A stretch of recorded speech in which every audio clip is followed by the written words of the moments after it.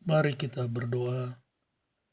Damai sejahtera Allah yang melampaui segala akal akan memelihara hati dan pikiranmu dalam Kristus Yesus. Amin. Shalom, selamat pagi Bapak, Ibu, dan saudara-saudara yang dikasihi oleh Tuhan.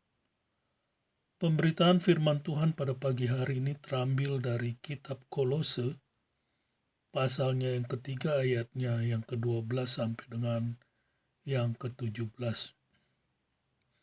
Kitab Kolose, pasalnya yang ketiga ayatnya yang ke-12 sampai dengan yang ke-17. Demikianlah firman Tuhan. Karena itu sebagai orang-orang pilihan Allah yang dikuduskan dan dikasihinya, kenakanlah belas kasihan, kemurahan, kerendahan hati, kelemah lembutan, dan kesabaran. Sabarlah kamu seorang terhadap yang lain, dan ampunilah seorang akan yang lain, apabila yang seorang menaruh dendam terhadap yang lain. Sama seperti Tuhan telah mengampuni kamu, kamu perbuat jugalah demikian. Dan di atas semuanya itu kenakanlah kasih, sebagai pengikat yang mempersatukan dan menyempurnakan. Hendaklah damai sejahtera Kristus memerintah dalam hatimu, karena untuk itulah kamu telah dipanggil menjadi satu tubuh, dan bersyukurlah. Hendaklah perkataan Kristus diam dengan segala kekayaannya di antara kamu, sehingga kamu dengan segala hikmat mengajar dan menegur seorang akan yang lain, dan sambil menyanyikan mazmur dan puji-pujian dan nyanyian rohani, kamu mengucap syukur kepada Allah di dalam hatimu. Dan dengan segala sesuatu yang kamu lakukan, dengan perkataan atau perbuatan, lakukanlah semua itu dalam nama Tuhan Yesus sambil mengucap syukur oleh Dia kepada Allah Bapa kita. Demikian pembacaan firman Tuhan di pagi hari ini. Bapak, Ibu, dan saudara-saudara yang dikasihi oleh Tuhan, dalam pasal 3 ayatnya ke-12 sampai 17 ini, Paulus memberikan perintah yang jelas dan tegas kepada setiap orang percaya tentang bagaimana menghidupi iman di dalam Kristus. Karena setiap orang percaya yang telah diselamatkan oleh Kristus, mereka tidak boleh ikut serta lagi dalam perbuatan-perbuatan dosa, seperti kenajisan, kecemburuan, fitnah, dan balas dendam. Tidak boleh menjadi bagian dari kehidupan orang percaya. Sebaliknya, orang percaya harus menunjukkan belas kasihan, kerendahan hati, kesabaran, dan pengampunan.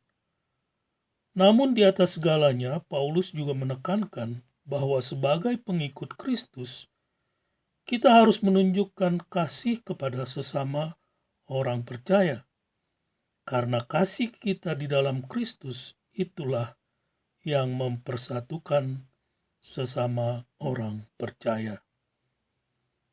Dengan demikian di dalam ayat-ayat terakhir ini, Paulus membuat daftar 11 sifat negatif yang harus orang percaya hindari, dan 11 sifat positif yang harus ditiru dan dilakukan oleh setiap orang percaya.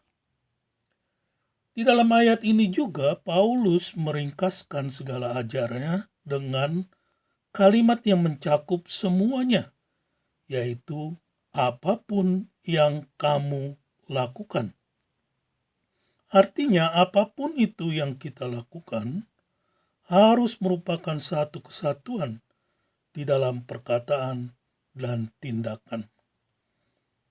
Hal ini sangat cocok dengan penolakan Paulus terhadap ajaran-ajaran legalisme dan ajaran penyangkalan diri yang salah yang pada saat itu marak ataupun banyak diajarkan di dalam kehidupan orang-orang di Kolose.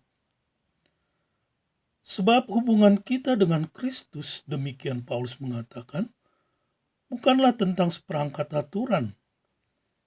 Sebaliknya, kita harus menyerahkan segalanya dan setiap saat kepada kehendak Kristus yang adalah segala-galanya di dalam kehidupan setiap orang percaya. Alih-alih hidup dengan seperangkat daftar aturan-aturan tersebut, kita harus tunduk kepada Kristus dalam apapun yang kita pikirkan atau lakukan.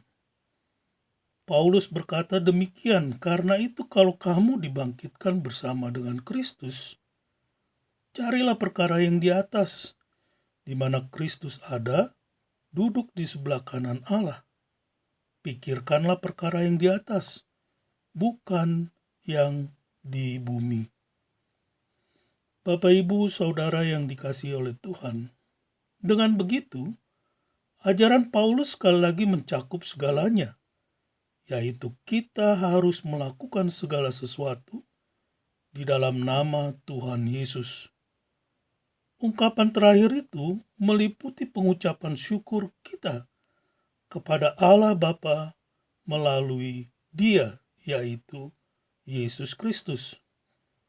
Hal ini adalah salah satu alasan dari tradisi doa pada waktu itu, yang di dalam mengakhiri doa dengan menggunakan nama Yesus.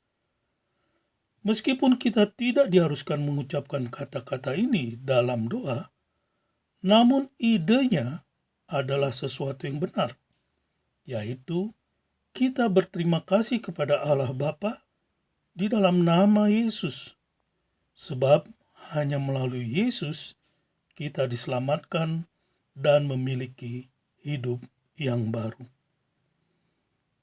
Dan keselamatan tidak ada di dalam siapapun juga, selain di dalam Dia. Demikian Paulus berkata, sebab di bawah kolong langit ini tidak ada nama lain yang diberikan kepada manusia yang olehnya kita dapat diselamatkan.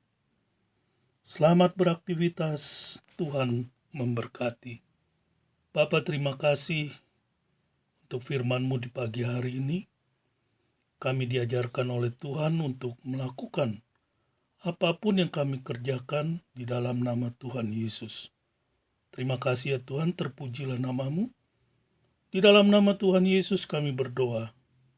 Saudara-saudara yang dikasihi oleh Tuhan, arahkanlah hatimu kepada Tuhan dan terimalah berkat Tuhan. Tuhan memberkati engkau dan melindungi engkau. Tuhan menyinari engkau dengan wajah-Nya dan memberi engkau kasih karunia. Tuhan menghadapkan wajah-Nya kepadamu dan memberi engkau damai sejahtera. Amin. Shalom.